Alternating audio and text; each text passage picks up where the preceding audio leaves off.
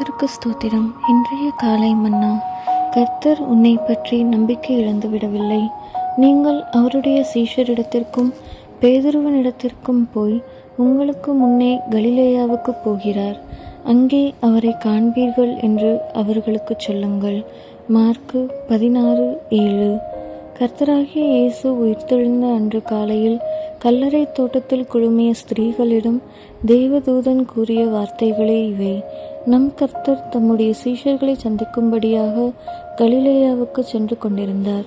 நீங்கள் அவருடைய சீஷரிடத்திற்கு போய் உங்களுக்கு முன்னே அவர் கலிலேயாவுக்கு போகிறார் என்று சொல்லுங்கள் என்று மட்டும் அத்தூதன் கூறியிருந்தால் போதாதா? பேதுரு 12 ஒருவராயிருந்தபடியினால் அவருடைய சீஷர்கள் என்பதில் அவரும் நிச்சயமாகவே உட்படுகிறார் என்றோ? இவ்வாறிருக்க பேதுருவின் பெயர் பிரத்யேகமாக குறிப்பிடப்பட்டது ஏன்? பேதுரு தான் இழைத்திருந்த பயங்கரமான தவறுகளின் நிமித்தமும் கர்த்தர் சிலுவையில் அறையப்பட்ட அன்று அவரை தான் மறுதலித்த விதத்தின் நிமித்தமும் அவர் தன்னை கைவிட்டு விட்டார் என்றும் அவருடைய சீஷர்கள் என்பதில் தன்னை இனி அவர் உட்படுத்த மாட்டார் என்றும் சிந்தித்திருக்க சாத்தியம் உண்டு. பேதுருவின் இந்த இக்கட்டான நிலைவரத்தை அறிந்தவராகவே கர்த்தராகிய இயேசு அவரது பெயரை விசேஷமாக குறிப்பிடும்படி சொன்னார்.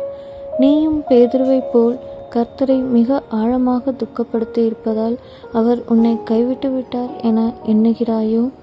இல்லை தேவ பிள்ளையே, அப்படியல்ல.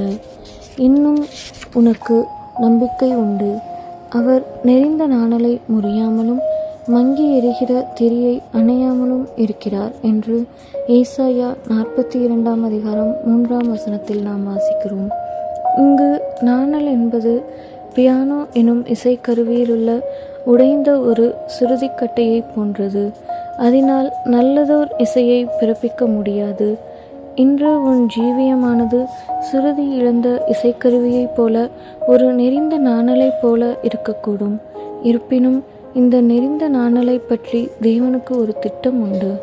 மங்கி எரிகிற திரி வெளிச்சத்தை கொடுப்பதற்கு பதிலாக புகையை உண்டாக்கி சுற்றுச்சூழலை அந்தகாரப்படுத்தி மாசுபடுத்துகிறது. ஆனால் நம் தேவன் மங்கி எரிகிற திரியை அணைப்பதில்லை. அவர் உன்னை பற்றி நம்பிக்கை இழந்து விடவில்லை. இந்த தேவ பகுதி உனக்கே உரியது.